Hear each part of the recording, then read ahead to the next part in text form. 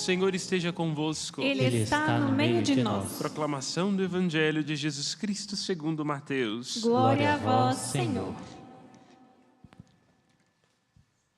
Naquele tempo, alguns mestres da lei e fariseus disseram a Jesus: Mestre, queremos ver um sinal realizado por ti.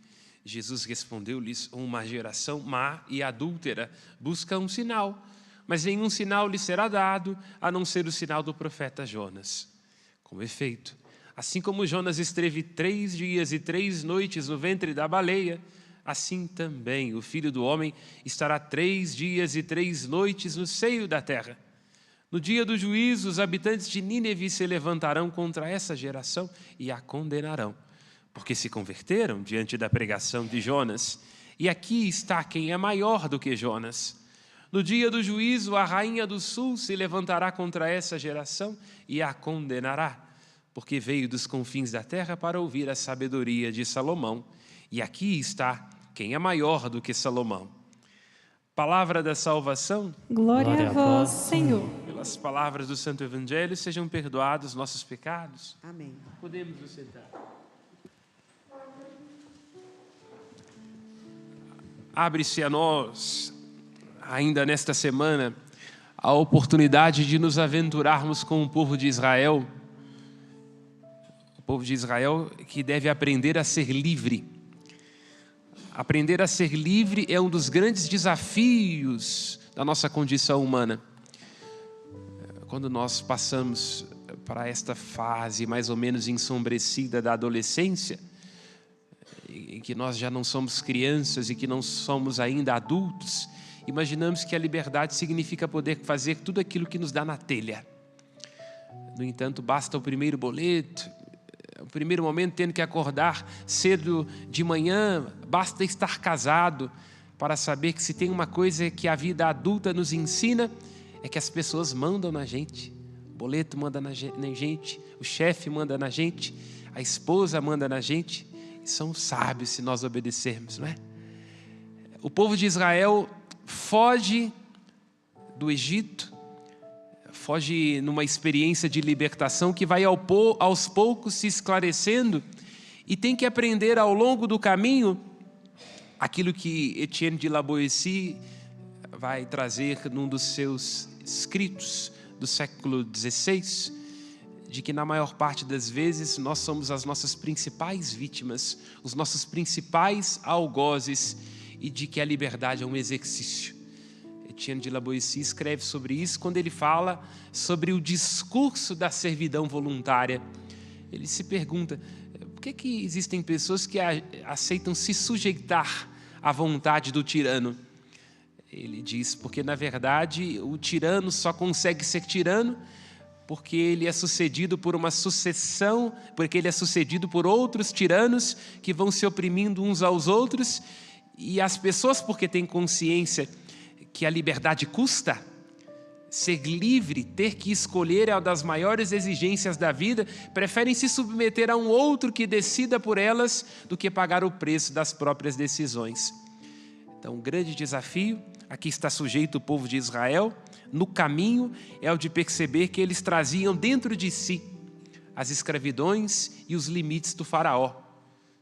Porque nós, não raro, somos nossos principais sabotadores. Aquilo que nos acontece fora, o destino, a vida nas suas contradições, é fichinha diante dos limites e das prisões e dos fios dourados aos quais nós nos prendemos. A gente que passa a vida inteira prestando contas ao passado, compondo diariamente humilhados e ofendidos, dizendo daquilo que lhe faltou, daquilo que não teve, dos seus limites, e não consegue discernir possibilidades. Essa, aliás, é a grande descoberta do final do pensamento de Freud, não é? A ideia da pulsão de morte. Freud começa os seus escritos falando que nós, como seres humanos, somos pulsionados para a vida. Somos, sim, seres de falta, mas os nossos desejos nos impulsionam para fora. Mas no final da vida ele descobre que também a gente tem uma pulsão, e esta pulsão nos faz regredir. porque a gente está sempre querendo voltar a um estado anterior, sempre iludido com o passado, querendo viver no estado da pedra, o estado inorgânico, onde a gente não precisa decidir, onde decidiram pela gente. E aí, este movimento que se inicia na adolescência, da maturidade, de perceber que se não formos nós, não será uma outra pessoa, se não for agora, não haverá outra possibilidade. Nós nos tornamos adultos quando percebemos que a vida não há outra safa, que não há outro colo para o qual nós vamos correr, mas nós somos responsáveis por nossas decisões ou não. Não poderemos, para citar de novo Freud, no final da nossa vida, nos tornarmos infelizes e nos surpreendemos. Que a nossa vida seja o resultado das buscas que nós mesmos fizemos. É isso, né? O povo de Israel deve aprender a ser livre e não trazer o faraó dentro de si, porque a liberdade é um exercício do caminho. Caminheiro, não há caminho, caminho se faz ao caminhar. E o livro do Êxodo é, na verdade, uma descrição da peregrinação da vida de cada um de nós. Porque todos nós estamos à procura, todos nós experimentamos exílios, todos nós, quando nos angustiamos, temos que fazer o parto de uma coisa nova. E a nossa tendência, repito, segundo este texto e segundo Freud, é voltar, reclamar, murmurar, ir para trás, querer não escolher e assim pulsionarmos para a morte, numa entropia que pode nos fazer nos perdermos de nós e das graças de Deus. Chama atenção no início desta primeira leitura do livro do Êxodo, Exodos, saída, o livro do caminho, da passagem, da travessia, da maturidade, do aprender a ser livre para não viver escravidões voluntárias. O texto diz, no versículo 5, primeiro desta primeira leitura, que mudam os sentimentos do faraó. Essa é uma característica interessante. Os homens que nada são tendem a querer mandar no outro. Quanto mais uma pessoa é vítima de si e das próprias ambições, mais ela é confusa. A soberba nos cega. E aqui eu me lembro, com uma certa ironia, porque ele é o primeiro a padecer dos próprios vícios, já que mata o irmão envenenado pelo ouvido. O rei Cláudio, da peça Hamlet, quando ele diz, falando sobre o sobrinho, é nos grandes que a loucura deve ser vigiada. Os grandes têm essa mania de serem as principais vítimas de si mesmo e se perdem nos próprios sentimentos. O faraó, descrito no livro do Êxodo, na verdade é mais uma das personagens de uma pessoa que é devorada pelos próprios desejos e assim vive inconstâncias. Os seus sentimentos vêm e vão. Ao contrário, o apóstolo Paulo vai dizer que o fruto do Espírito é a temperança, é a prudência, é o discernimento. Então podemos dizer em sentido oposto que quem não é guiado segundo o Espírito não tem temperança, não tem constância, é um vulcão constante. Já conheceram alguém assim? Bipolar, inconstante, que não sabe o que quer? É isso, o texto bíblico está ajudando a perceber na figura do faraó, o faraó que é trazido dentro do coração do povo de Israel, que temos que estar atentos aos nossos desejos, às nossas faltas, porque elas podem nos virar do avesso, podem nos colocar como inconstantes, podem nos fazer ser escravos e levar a escravizar os outros. Porque num casamento, porque como um padre, numa comunidade, nós podemos ser faraós uns dos outros. Punir os outros com aquilo que nós aceitamos em nós. E imaginar que os outros estão apenas aqui para nos servir aos nossos caprichos e às nossas inconstâncias. Porque quando a gente não sabe aquilo que a gente quer, a gente está o tempo todo culpando os outros de não serem aquilo que a gente idealiza. Este é um sintoma profundo de alguém que é escravo dos próprios desejos. Está o tempo todo castigando e amaldiçoando o mundo e as pessoas por não servirem aos seus desejos. Este faraó é um paradigma. O povo de Israel trazia dentro de si este faraó e cada um de nós também pode trazê-lo. Como nós dizemos, tem gente que tem o rei na barriga, não é? É sim, né? A gente que é velho, mas tem vício de criança, está o tempo todo querendo que o outro sirva, que o outro faça e esteja ao sabor dos seus caprichos. E quando o texto diz que o faraó está voltado dentro de si mesmo por sentimentos sem sentidos, nós temos que nos recordar daquilo que diz o Salmo 35, quando diz que é uma característica do ímpio ficar o tempo todo se perdendo nos próprios sentimentos e nos próprios ressentimentos. O pecado sussurra no ímpio, lá no fundo do seu coração. O temor do Senhor nosso Deus não existe perante os seus olhos. Nós temos que nos perguntar o que é que existe, quais são as vozes que se mexem e remexem dentro de nós. A que nós estamos dando ouvido? Aos nossos traumas, aos nossos ressentimentos, a nossa bile, a nossa bipolaridade? Porque aquilo que temos que buscar todos os dias é uma consciência profunda. Por isso precisamos de ter instantes. Por isso é preciso vir à Serra da Piedade. Porque na Serra da Piedade nós temos uma pausa que desperta. Nós nos conectamos com a palavra de Deus. Se de segunda a sexta, abaixo deste monte, nós estamos o tempo todo à procura de nós, e nessa procura nós nos perdemos em sentimentos e ressentimentos, vir a um lugar como esse é uma oportunidade de que a brisa, de que a beleza das rochas, de que a contemplação nos faça estar em constância, em discernimento, em contemplação, em instante, porque senão somos devorados. E o versículo 6 da leitura diz que o faraó então manda atrelar o seu carro, leva consigo 600 carros escolhidos para ir atrás dos outros. Essa é uma outra característica de quem é infeliz. Uma pessoa infeliz está o tempo todo querendo fazer outras pessoas infelizes. Todo mundo tem alguém assim na família ou no trabalho. Não basta atrapalhar a própria vida, está o tempo todo querendo atrapalhar e avacalhar a vida dos outros. Aquela pessoa que chega e desajusta tudo. Aí o Salmo 20, no versículo 7, vai dizer assim, olha, uns confiam nos seus carros, nos seus cavalos, mas nós somos fortes no Senhor. É isso que o povo está experimentando. E Deus, mais uma vez, renova a Moisés, dizendo assim, diga aos filhos de Israel que marchem. Por quê? Por que ele está dizendo que tem que ser comunicado aos filhos de Israel? Porque o livro do Gênesis, meditávamos algumas semanas atrás, fala do povo que por hora deve descer no Egito, mas Deus que promete que vai fazê-los subir. A nossa vida experimenta contínuos movimentos de descida e de subida. Há momentos em que nós estamos no fundo do poço. E esse momento do fundo do poço tem que ser uma oportunidade de transformação. Porque Deus que nos permite às vezes cair, estará lá no fundo para nos fazer subir. Esta é a promessa que ele faz aos patriarcas e que deve ser atualizada na vida de cada um de nós. Mas no versículo 12, ao contrário de confiar no Senhor, no Deus das promessas, que se permite que em determinados momentos a gente desça, faça subir. Ele está falando disso no Evangelho. Os fariseus pedem um sinal.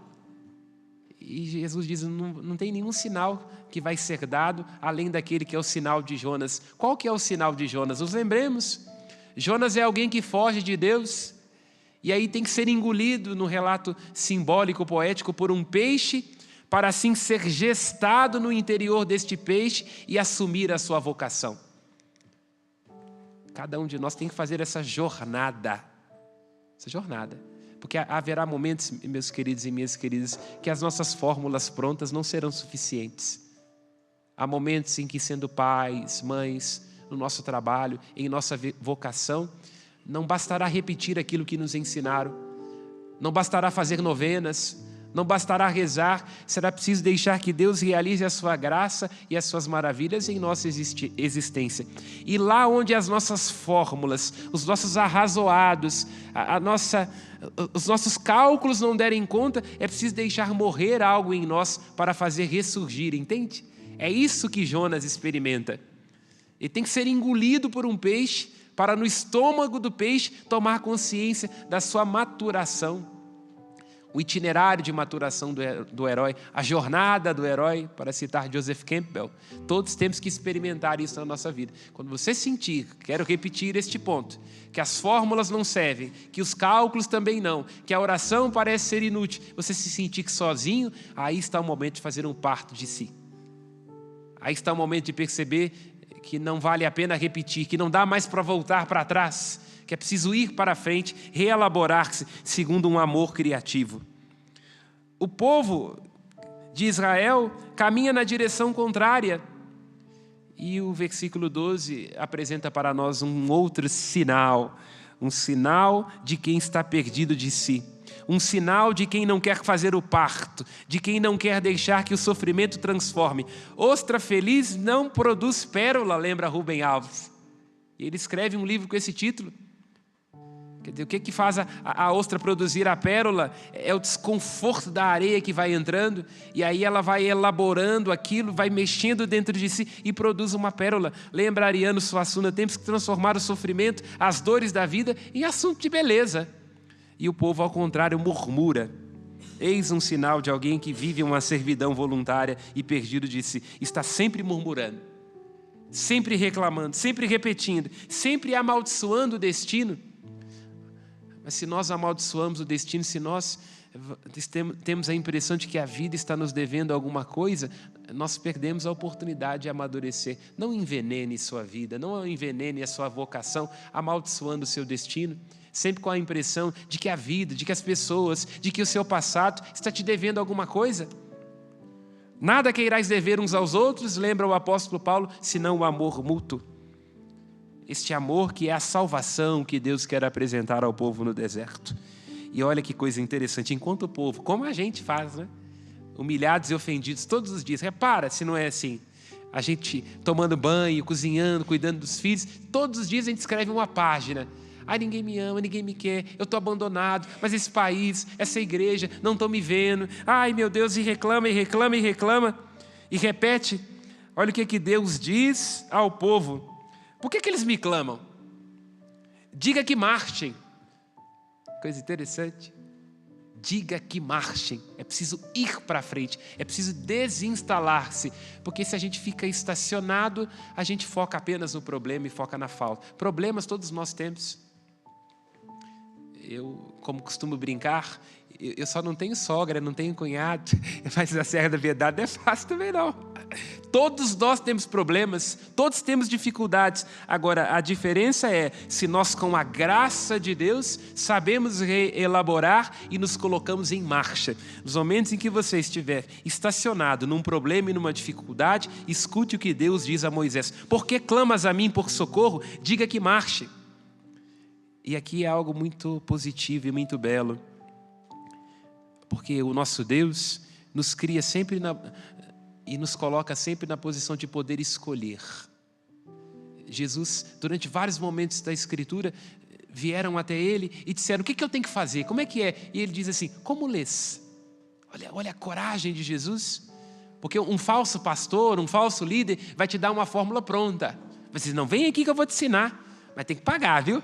Vem cá que eu vou te mostrar como é que é. Jesus diz, como é que você lê? Como é que você interpreta? Um homem vira para Jesus e fala assim, quem que é o meu próximo, quer dizer, o meu vizinho? Aí ele conta a parábola do samaritano. Um homem descia de Jerusalém, o homem foi perdido, caiu em desgraça com assaltantes, aí passa um levita e não o acolhe, passa um chefe dos sacerdotes e não o acolhe, mas um samaritano o acolhe e manda cuidar dele. E aí Jesus pergunta assim, qual foi o próximo? De quem esse homem se fez próximo? Aí diz, aquele que usou de misericórdia. Então Jesus diz, vai e faz a mesma coisa. O mestre da lei quer uma fórmula pronta.